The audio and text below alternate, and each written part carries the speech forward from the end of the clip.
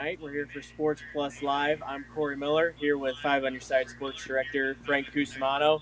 And well, first things first, if we're talking about sports, going to talk about what's going on around all sports right now in the United States.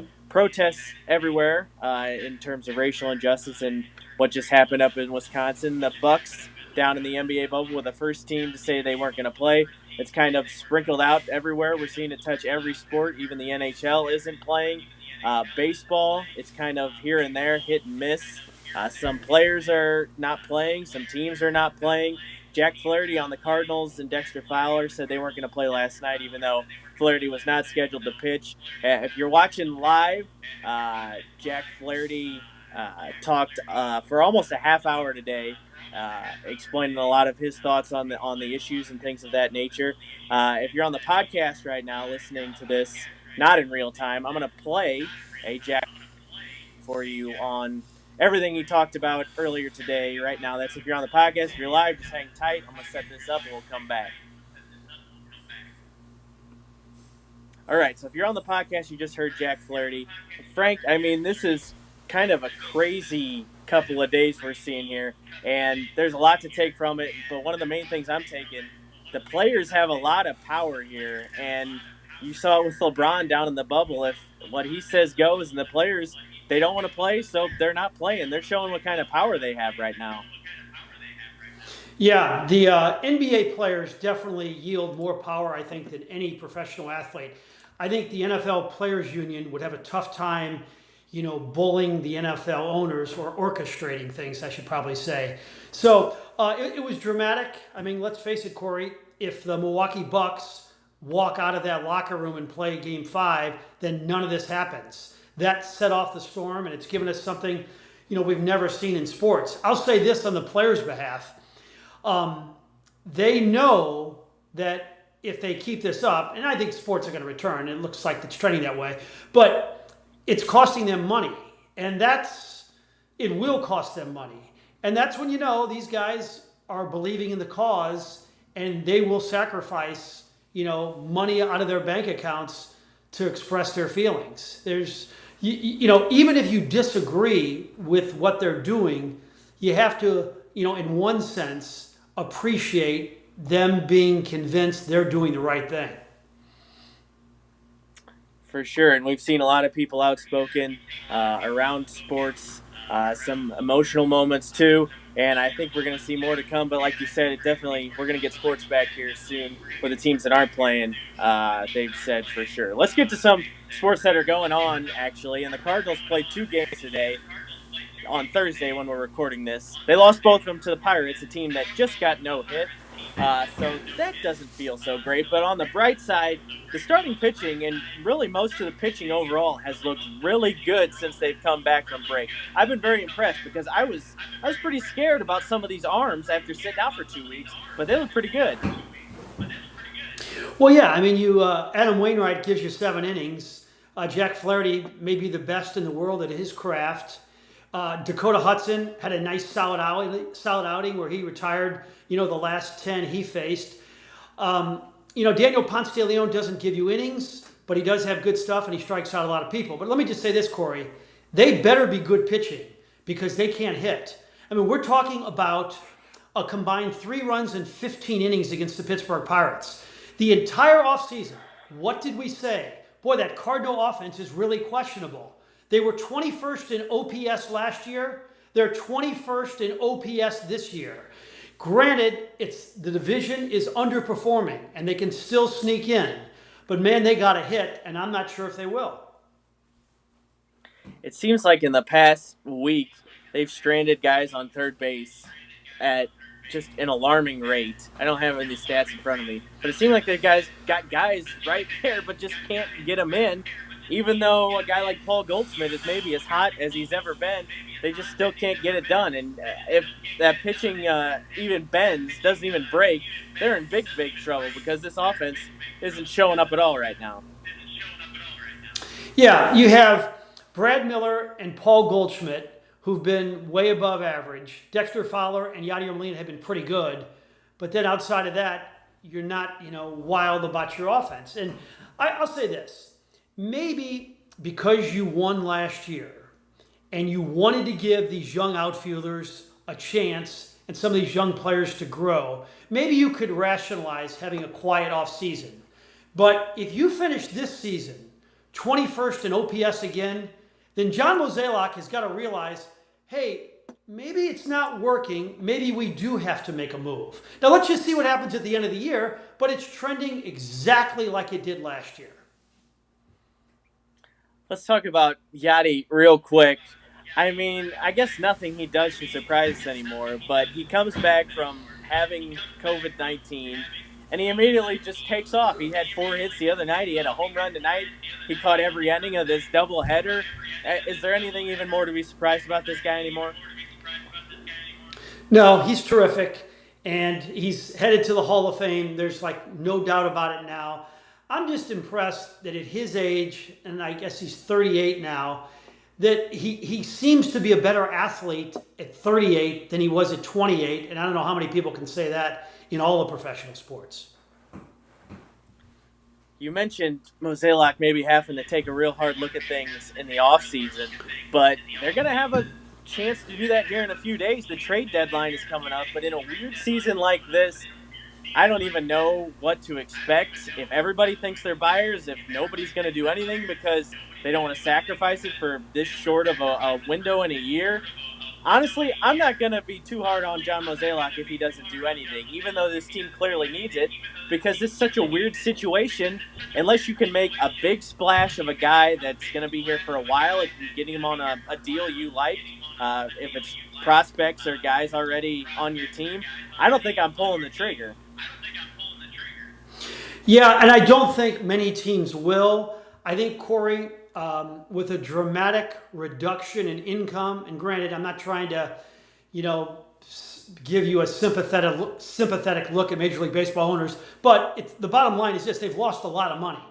I can't picture a lot of organizations, and I believe Jason Stark brought this up the other day, that have had to cut people, have had to furlough people, and eliminate people from their organization, all of a sudden adding a lot in terms of payroll in this strange season.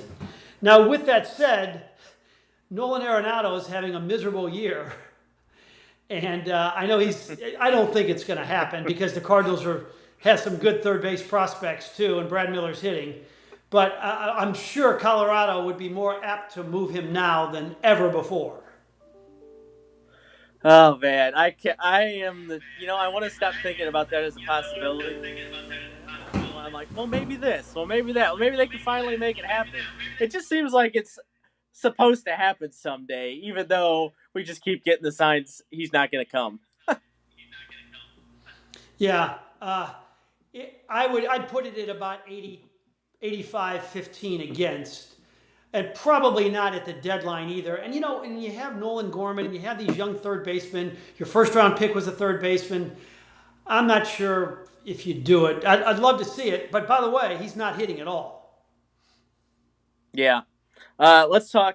You talked about them. They're still in the mix pretty easily, according to a lot of things I've seen. Fangraphs and Baseball Reference have the Cardinals, at least yesterday, I believe. It was in the 80 to 90% range of them making the playoffs as one of the top 8 teams in the National League. So they're pretty confident the Cardinals are at least going to get a chance in the postseason. Excuse me, because it's such a weird year and so many teams are making it and the Reds are not playing well, and the Pirates are not playing well. And so it's kind of going to be a 3 team race for 2 spots out of the Central. And the Cardinals really just have to beat out the Brewers, which I think they should be able to do. So even though things aren't great and this team can't hit right now as we talk, I think they've got a pretty good shot at still making the playoffs. Yeah, I mean, you think of the tools we talk about with an individual player: speed, absolutely; glove, absolutely; the ability to throw the ball. I mean, their outfielders, most of them have very good arms. The other two is hitting for average and hitting for power. Maybe a guy like Paul Goldschmidt can simply say, "Get on my back, I'm going to carry you." He's certainly capable. This is the best he's looked in a long time. Yeah, last thing Cardinals wise, a little bit uncharacteristic, especially since Mike Schilt's taken over. The defense has really suffered, in the last few games here, and I think you can make the case it's cost him a few games with some timely errors. So they're going to have to clean that up as well. And we've seen Schilt whip these guys into shape. He's going to put them in the right positions to be successful in the field for sure. So I think the defense will be cleaned up. Let's move on. We'll stay on baseball, but a little bit away from the Cardinals. You were able to talk one-on-one with Mike Matheny when the Royals were back in town to play the Cardinals for a couple games here earlier this week. And it was a really interesting interview. And it seems like he's taken to heart, okay, I kind of didn't know what I was doing for a lot of the time here in St. Louis. Let me look inside, reassess myself, listen to people of what I need to get better at. Let me get better. And it's some really interesting ways he's trying to do that. Yeah, I think where he felt he was really not ready to handle it was dealing with the media. And for our listening audience right now, I just want you to know what a manager has to do on a daily basis in terms of media commitments in a normal year. Okay, so you talk to the writers, then you talk to the broadcasters, then you talk to the play-by-play people, and then at the end of the game, you talk to everybody.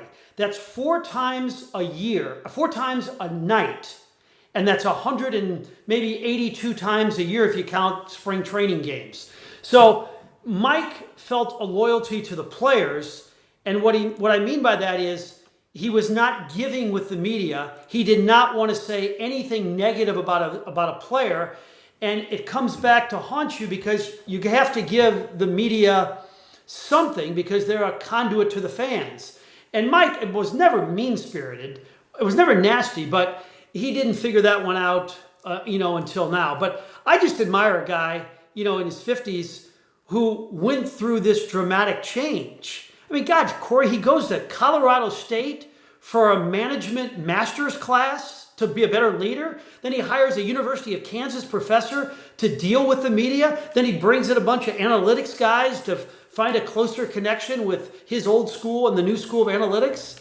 It's not like he went, he won 60 games a year here. He's the first manager in baseball history to go to the postseason 4 straight years. He did some good things. I admire the fact that he has evolved and is trying to get better and better. I agree. It is pretty admirable that he's going out and listening to people and taking some honest looks. Okay, I can be better here, be better here, and he's taken some approaches to make that work. It's going to be tough for him in Kansas City. I'm not going to lie; they're on the rebuild road.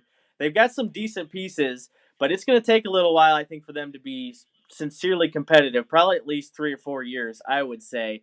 But I think the Royals are going to commit to him, and hopefully he can turn him around there because we know when Kansas City baseball is good, the fans come out and it's pretty exciting. Yeah, I like their young offensive talent. It has a chance to be really dynamic, and he can keep that in place. They got to get lucky with some minor league pitchers and that they develop into Dakota Hudson. They're going to have to find some pitching because I'm sure they're not going to be able to go the free agent route. And I don't know. Who knows? Maybe if they deal Trevor Rosenthal at the deadline, they get a ransom in return. But yeah, I think he's in a good spot. I think he's going to be just fine there. You can count me on the list of being very shocked that Trevor Rosenthal would be one of the highest coveted trade targets on the 2020 trade block after what we've seen the last 2 seasons. But again, we've talked about this a lot. You had Trevor on your radio show. Great for him, too. He's making a comeback. Those two in Kansas City. Wish him the best. Let's move on to a little bit less fun topic, although this seems like it happened.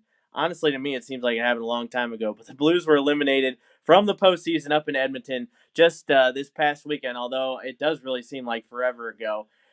Honestly, for maybe a couple stretch of periods, it looked like, okay, this is the team we saw last year. But overall, I never thought they had it. I don't know if it was the stop and the start or the being in the bubble or missing a bunch of guys or what it was, but it just didn't click. It just wasn't going to happen this year, and I think that was pretty evident. Well, I think your last point is the most valid one. Missing a lot of guys. I think there were 6 guys who played in that Game 7 in Boston who didn't play in that Game 6 in Edmonton last Friday night. And, you had, the superstars. You had you're missing Vladimir Tarasenko, which is huge, but you were also missing Tyler Bozak. Alexander Steen was a really effective player last year, and you're missing really good players. So it wasn't the same team. And then, when Doug Armstrong reveals this week about how 20% of the team had COVID at one time, and then you hear Coach Berube talking about he didn't like the conditioning and they better show up in great shape next training camp. So you didn't have your legs. You didn't have 5 or 6 guys. That was a recipe for disaster, and it turned out to be just that. Let's look forward now at this offseason. First of all, the only thing anybody's really talked about since the Blues got eliminated was Alex Pietrangelo's future in St. Louis. The captain is up. He's a free agent. He's going to cost a lot to retain, and the Blues don't have a whole lot to spend. Frank, I don't. I mean, if Alex wants what he's worth, and he is on the open market worth quite a bit, I don't see how the Blues get this done unless they want to deconstruct part of their team and possibly put themselves behind for a few years. Honestly, if I'm looking at it, Well, the object to sustain greatness is to keep your great players. And when you have fewer and fewer great players, you just don't win as much. I mean, so that's the most obvious statement I've ever made. Well, Corey, you just lost Vladimir Tarasenko. That's a great player. He's not coming back next year. Do you want to lose another great player in Vladimir Tarasenko and Alexander Pietrangelo? Excuse me, Alex Pietrangelo? I don't think you can. And I think he's going to stay. He said some things this week that made you think, I think he wants to really, really stay. One of those is he likes the idea of maybe having his jersey in the rafters. Who knows, maybe a statue. He likes the idea of taking his kids to a game at the Enterprise Center and seeing all that. If he leaves, there's going to be no jersey up in the rafters. I don't care if he captained a Stanley Cup champion or not. I like the fact that his wife went to Pattonville and they have such strong roots here in St. Louis. I know the Blues won't get to the Florida Panther offer or the Toronto Maple Leaf offer, but I think they can put together a pretty good deal, and I think they're going to keep him. I hate to play devil's advocate, Frank, but these sound like a lot of the things we were saying when Albert Pujols headed to Anaheim. Well, if Alexander Pietrangelo gets $220 million, I'll pack his bags and drive him to the airport. I mean, Corey, I think the difference would be $1.5 million more a year. Let's say Toronto went like 10 and the Blues went 8.5. It's a difference, but I don't know. It's a tough decision. I just maybe I'm being too much of a homer here, but I just think he's going to stay. They're definitely better with him than without him, and that defense definitely needs him after what we saw from a lot of the other guys up in Edmonton. You mentioned Tarasenko. Really tough news. Another surgery on his shoulder, going to be reevaluated in another 5 months. This just really stinks for a guy who's supposed to be in the prime of his career, who is just so exciting to watch. And now, I mean, he came out very strongly. I'm not done. Don't worry about my career. I'm focused on getting back. But man, this is just a huge setback for a guy we thought was going to be back and ready to go. What do you see his immediate future looking like with the Blues? Well, it's eerily similar, and I mentioned this on television last night to Scott Rowland. Rowland was slightly older, but was the best at his craft. He had the second shoulder surgery after the collision with Hee-Seop Choi and was never the same. I can't picture a guy in a contact sport having one part of his body as important as the shoulder operated on 3 times and coming back and scoring 40 goals. I hope I'm wrong. I know he's a hard worker, and I know he did a great job with his rehab the last time, but this is a tall task. Corey, you can come back like from Tommy John surgery if you're a baseball pitcher, and you can come back from ACL if you're a football running back. But in a contact sport, 3 shoulder surgeries. Boy, I just hope he has an incredible surgeon, because the last surgery, as Doug Armstrong mentioned, just didn't take. Yeah. Wishing the best for Tarasenko. Last Blues-related thing. After they lost, of course, you go online and everybody's doom and gloom talking about, okay, well, Pietrangelo could be gone. Tarasenko's out.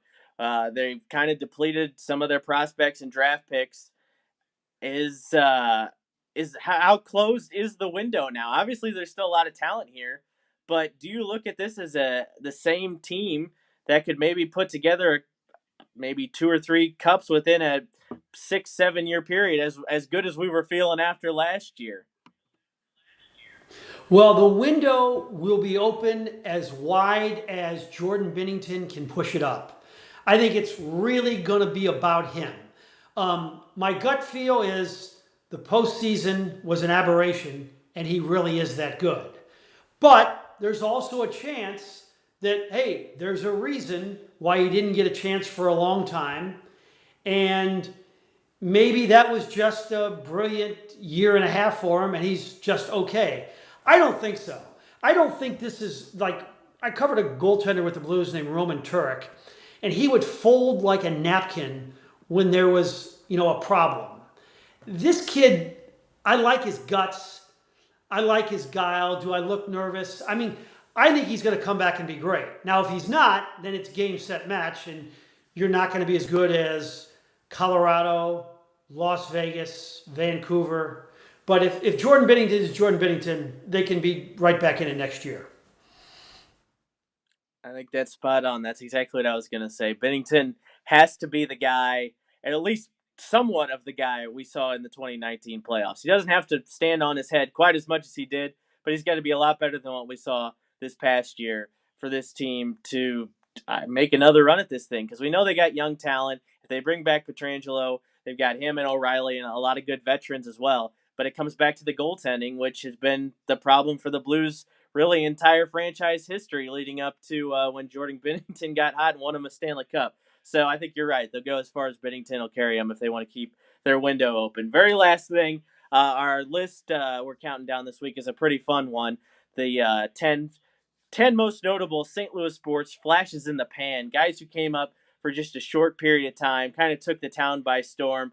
I thought we were kind of brainstorming ideas for this list, and I don't know why I thought of Bo Hart, but for some reason I want to have a list that included Bo Hart, and this kind of made sense. He really epitomizes the flash in the pan, doesn't he?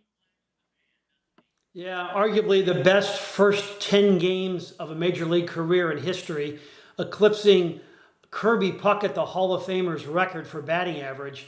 It's amazing, Corey, because when we put these lists together, I'll chat with you, I'll chat with Andy, with Mike Claiborne, with Mike Bush, with Ahmad, Larry Thornton, and everybody's first name was Bo Hart. He is the poster child for flash in the pan. There's no doubt about it. I thought Austin Davis was an interesting one too, because I'll admit, I mean, I was looking for any kind of anything positive Rams wise to happen around that. When was it? 2013 to 2015? I don't know. In the middle of their terrible stretch, and Austin Davis kind of he had me buying in for a little bit there. I thought this was going to be. Now you said Brett Favre called it another Kurt Warner. I wasn't quite that far on board, but I thought, okay, maybe we finally found a guy who could stabilize this, and you could build a team around him. Didn't work. Yeah, I think Brett Favre loved him because they both went to Southern Miss. But I can remember being in that locker room, and I can be a prisoner of the moment kind of guy. And we had these stationary quarterbacks who couldn't move out of the pocket. And then they said, what the hell? Let's give this kid a chance. And he's running, he's making plays down the field. He's, energizing a squad. He's throwing 17 to 20 against Seattle. He was just so fun to watch, and he couldn't have been a nicer guy. And I'm glad he's found work as the quarterback's coach with the Seattle Seahawks. All right, everybody. Thanks for tuning in. If you watch this live on social media on Thursday night, or if you're listening on the Sports Plus podcast, that'll do it for this week. We will be back next week. Hopefully the Cardinals look a little bit better here, start to get some more offense, so we got some more positive Cardinals news to talk about. But that's it for now. Take it easy, everybody.